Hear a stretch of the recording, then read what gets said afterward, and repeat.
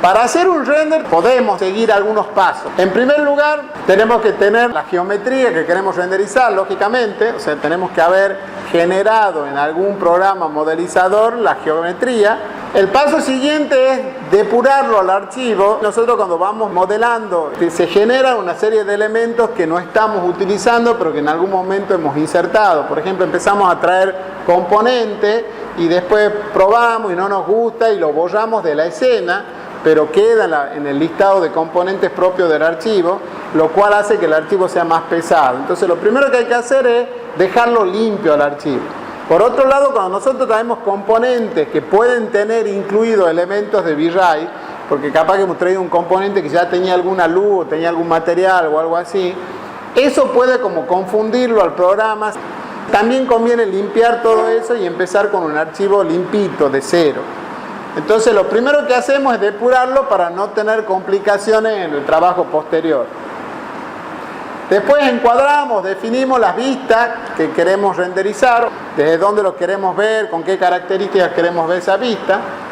Y después asignamos los materiales o las luces. Esto puede intercambiarse como a ustedes les guste, pero son como dos pasos. Podemos definir primero la iluminación y después aplicar los materiales, o podemos aplicar los materiales y después definir la iluminación, y finalmente configuramos las características del render y mandamos a renderizar. Y podría haber un paso siguiente de una postproducción, o sea, algún trabajo en Photoshop, o inclusive dentro del mismo V-Ray tenemos algunas posibilidades de hacer postproducción.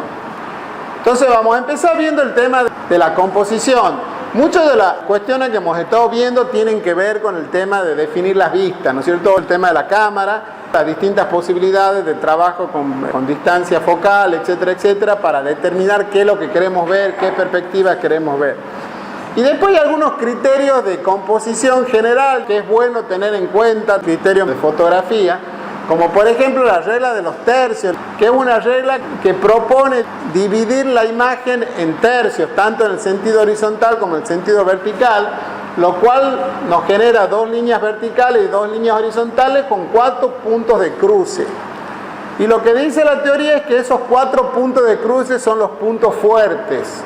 Entonces que nosotros tenemos que tratar de poner los elementos de interés de nuestra fotografía en esos 4 o en alguno de esos 4 puntos fuertes, y a esas líneas utilizarlas también para definir, por ejemplo, el horizonte, de tal manera que nosotros tengamos 2 tercios de suelo y 1 tercio de cielo, o al revés, pero no, por ejemplo, partirlo en la mitad.